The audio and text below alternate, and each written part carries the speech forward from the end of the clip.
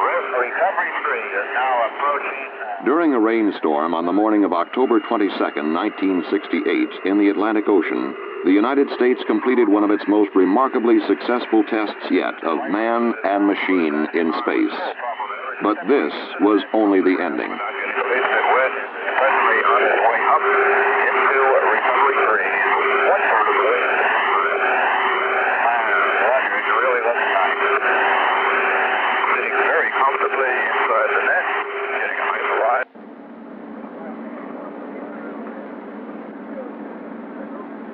It was on a clear morning almost 11 days earlier at the Kennedy Space Center's Launch Pad 34 in Florida that we witnessed the beginning of the first manned mission in the United States Apollo program to land astronauts on the moon.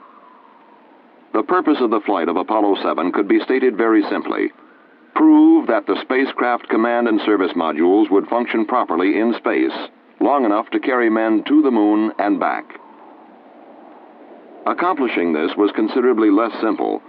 It meant showing that a brand new spacecraft, far more complicated than its predecessors, would operate so well it could be trusted to take men well beyond near-Earth orbit. The astronauts were spacecraft commander Walter Schirra and pilots Donn, Eisele, and Walter Cunningham.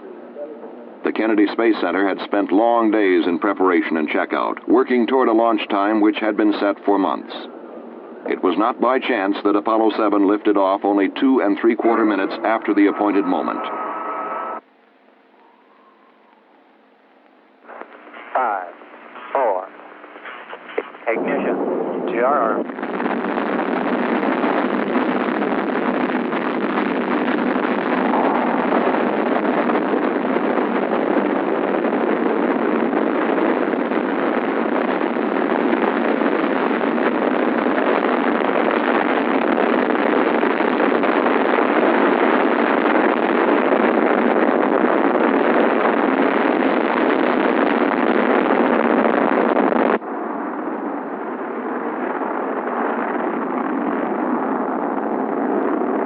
The Marshall Space Flight Center had spent years directing development and testing of the Saturn 1B launch vehicle, and it was not by chance that Apollo 7 was placed almost exactly on its planned trajectory into orbit about the Earth.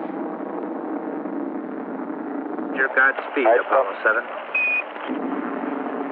Thrust is okay. Roger thrust. Roll. Roger, roll.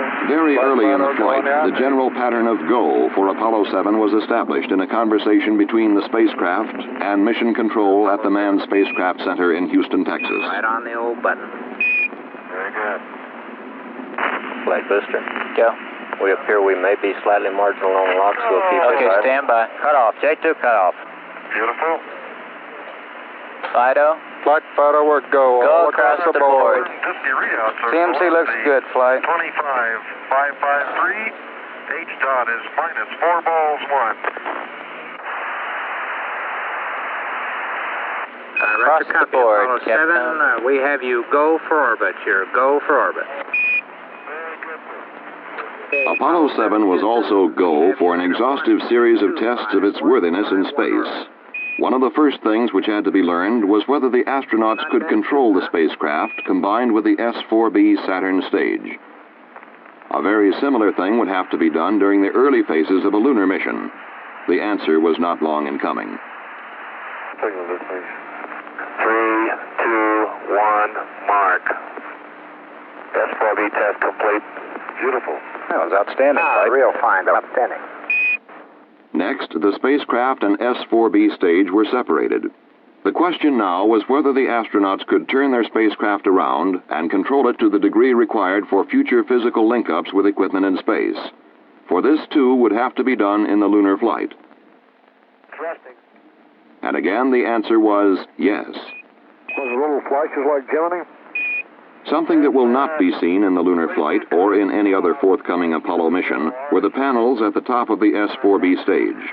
They will simply be jettisoned in the future, but they drew comment in Apollo 7. And the slot panel at the top, left, and bottom are opened at I would guess to be about a 45-degree angle, and the slot panel on the right is just opened maybe 30 degrees at the very best. Roger. Looks like you're looking at a 4-jawed angry alligator. Apollo 7 escorted its spent S-4B stage through space for perhaps 30 minutes, then departed. That's a bigger one, Tom. Rated now? Yes. Yeah. It's absolutely beautiful here. The following day, Apollo 7 burned its spacecraft propulsion system for the first 2 times in the mission and returned to its 4-jawed alligator, which was now angrier than ever. And Apollo 7, Houston, how close are you now? We're close to about 70 feet. It's tumbling rather wildly, so it's trying to stay away from it. Roger, understand. We can copy, Jack, go. Okay, separation. In this maneuver, Apollo 7 had accomplished the first rendezvous of the program, and in so doing had proven capable of meeting still another requirement for lunar flight. 1618 plus 1221. Then, as we were to see in some of the most dramatic film ever returned from space, the crew would settle down to a weightless life in a spacecraft with 4 times more room than Gemini. Rate command. Off. Minimum. Low. Off.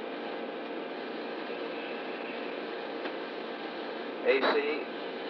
There would be a host of other tests under a host of other conditions. The equipment and systems required to sustain men's lives, to guide and control and propel the spaceship, to provide electric power, to communicate with those on Earth, would time and again prove their mettle. The propulsion system, for example, was burned 8 times, and it behaved perfectly every time. Off, down, and guarded. Auto.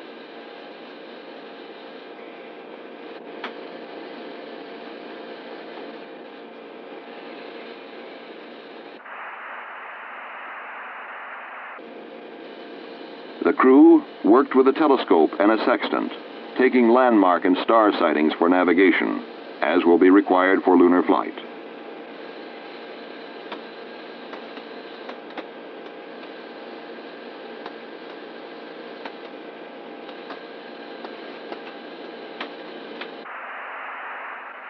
And they discovered on occasion that water particles which had been dumped overboard could be confused with stars.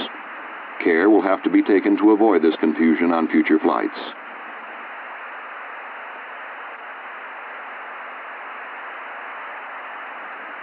All in all, though, problems were minor and generally were readily overcome or solved. The spacecraft almost seemed to grow stronger as the days went by.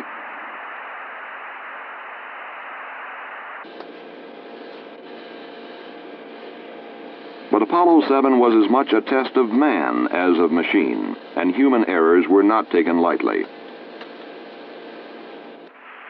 Apollo 7, Houston, we acknowledge the error on the ground here. Okay, I'd like to have the ground get to work and look at the sleep website, because The error had led to an interruption of a sleep period for the astronauts, who were understandably irritated after days of hard work.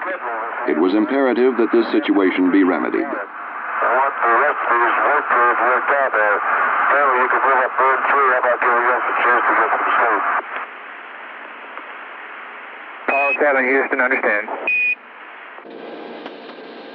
There were also those problems to which man is susceptible but cannot control, like the common cold. Oh, very good. I got a couple small items for you. Wally took a couple aspirin and an Actifed. Rolf took 1 Actifed only. He feels fine. He just got a little stuffy headphones.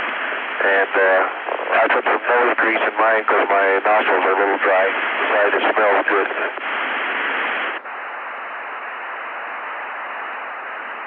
As the cold spread to all 3 astronauts, doctors feared that there might be discomfort, even pain, with eardrums as pressure increased during re-entry. The astronauts were able to cope with the problem, however, by taking decongestants and holding their noses and blowing to equalize re-entry pressures.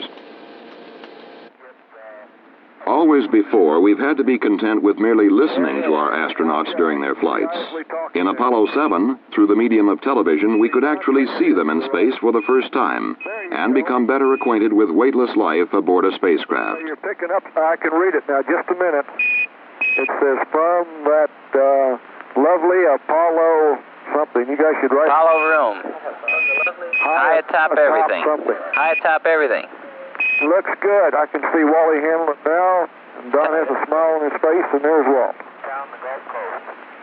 Okay, what's the next one? A little closer, Wally. It says keep those cards coming. Cards and letters coming in. Coming in, folks. It's loud and clear. Roger. Good morning to everyone in television land. You're looking at the right-hand portion of the main display console. In the upper left-hand portion of your view, you would see the instruments that has to do with the cryogenics that are used to power the fuel cells and provide breathing oxygen to the spacecraft. As the flight of Apollo 7 proceeded day by day, confidence in men and equipment grew. The astronauts became accustomed to their home high atop everything. They had a chance to evaluate it as a place to live and work in space. Set. Set.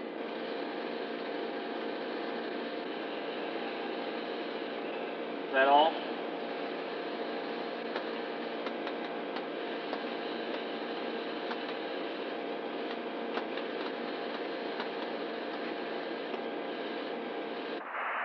There was a chance to photograph Hurricane Gladys, which raked across Florida and headed out into the Atlantic. There was a chance to photograph areas of the Earth not previously pictured from space. For example, the coast of Chile and the Andes mountain range.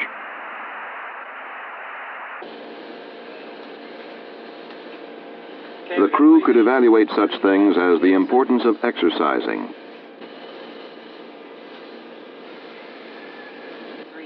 the quality of sleeping arrangements, the palatability of food, seemingly small items, but things of essential importance in a lunar mission.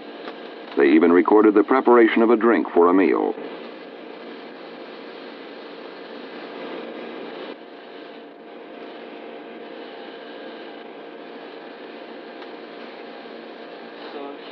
We have Comet, Australia. By the time Apollo 7 entered its 11th day in space, it had exceeded the time required for a flight to the moon and back. It was also well on its way to accomplishing all planned objectives, and more. Apollo 7 was called 101% successful. On the morning of October 22, 1968, Apollo 7 began its final revolution, the 163rd. At approximately 259 hours and 39 minutes after liftoff, the spacecraft propulsion system was burned for the final time, and Apollo 7 headed home to Earth.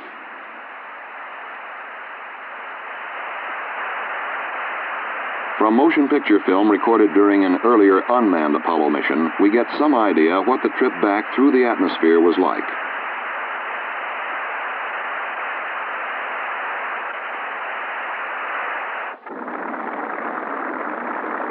In less than an hour after touchdown in the Atlantic Ocean, the flight crew emerged from helicopters which had brought them to the recovery ship, the carrier USS Essex.